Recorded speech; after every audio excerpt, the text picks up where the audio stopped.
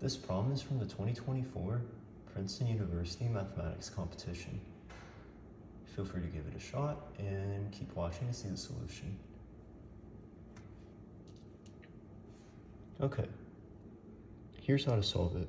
So if you see cosine or sine of some integer times theta, you want to think about Euler's formula. What's Euler's formula? Well, it's e to the power of I theta is equal to cosine theta plus I sine theta. Now, how would we get cosine 2 theta, cosine 3 theta, all the way up until cosine 2024 theta out of this?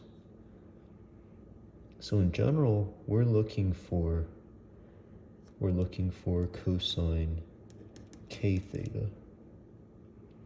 Well, we can plug in k theta into this formula. So that's going to turn this equation into e to the power of k I theta is equal to cosine k theta plus I sine k theta. Okay, but we just want cosine k theta by itself. We don't want this part. So how do we get rid of it? Well, it's a pretty well-known trick in contest math. Basically, we're also going to do e to the power of negative ki theta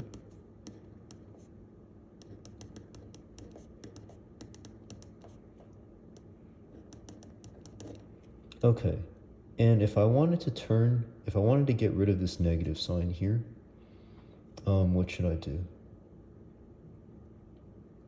Well, cosine of negative any angle is going to be just cosine of the original angle. Now, how about this part? It's going to be minus I sine k theta. And now that we have this equation and this equation, how do we get rid of this part? We can add these two equations and divide by 2. So e to the power of ki theta plus e to the power of negative ki theta over 2 is equal to cosine k theta. Okay. So we're trying to add up all of these though. So e to the power of 1 I theta plus e to the power of negative 1 I theta over 2, e to the power of 2 I theta plus e to the power of negative 2 I theta over 2, e to the power of 3 I theta plus e to the power of negative 3 I theta over 2, and so on, all the way up until 2024. But you'll notice that in all these terms, there's an e to the power of I theta, so I'm going to make a substitution here because since e to the power of I theta repeats so much in this problem, yeah, just in general, if you see repetition, make a substitution to make the algebra easier. Okay, so then what does this turn into in terms of omega? So this is going to be equal to omega to the power of how much? This part is omega to the power of how much? I need to raise both sides of this equation to how much? Raise both sides of this equation by to the power of k. And then how about this part?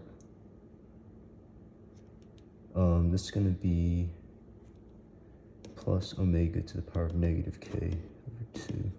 Oops, I already put the equal sign. There we go. All right.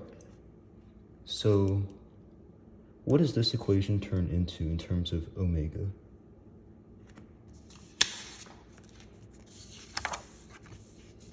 I'm going to get another sheet of paper.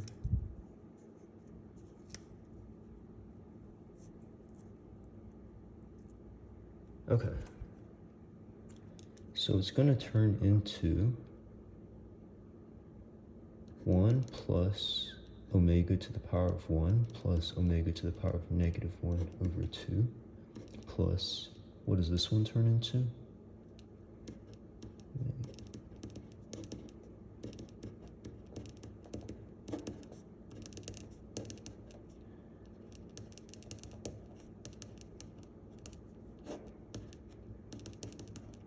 Okay, and we can get rid of the fractions by multiplying the entire equation by 2. Okay, so that's going to give 1 plus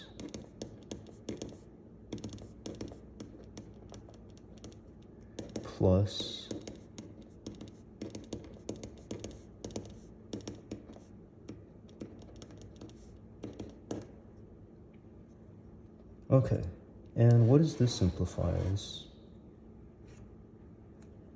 Well, it's going to be omega to the power of 2025 minus 1 over omega minus 1. And then what does this part simplify as? Omega to the power of negative 2025 minus 1 over omega to the power of negative 1 minus 1. Okay, so basically we reduced the problem into asking how many solutions are there to this equation. Well, how many are there? Okay, well, let's first get rid of the fractions. So multiply the whole equation by this times this.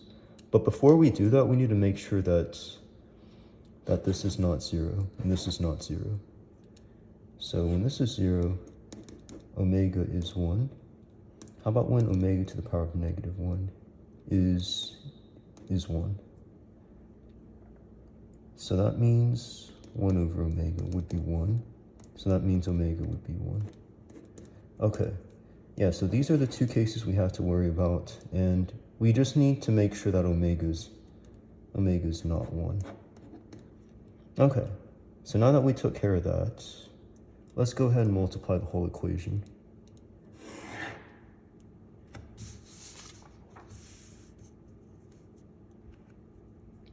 Okay, so it's going to be omega to the power of 2025 minus 1 times omega to the power of negative 1 minus 1 plus omega to the power of negative 2025 minus 1 times omega minus 1 is equal to omega minus 1 times omega to the power of negative 1 minus 1. All right, let's get rid of the parentheses. So it's going to be, okay, let's see.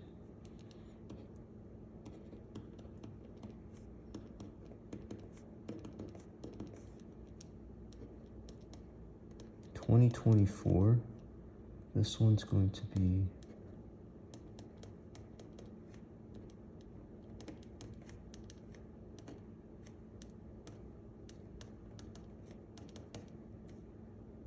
okay, so this and this will cancel with these, and let's see, this is going to go away, and this is going to go away. Okay, so we're just left with this. Let's get rid of the negative exponents. So we will multiply the entire equation by omega to the power of 2025. So that's going to give us omega to the power of 49 minus omega to the power of 50, and then plus omega minus, let's see, minus 1 is equal to 0.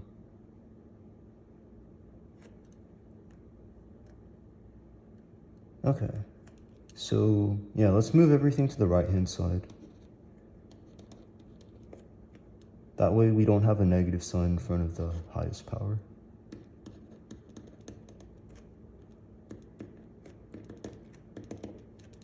Okay, and then we can factor because this minus this is 1, and then the exponent here is 1 and the exponent here is 0. 1 minus 0 is also 1.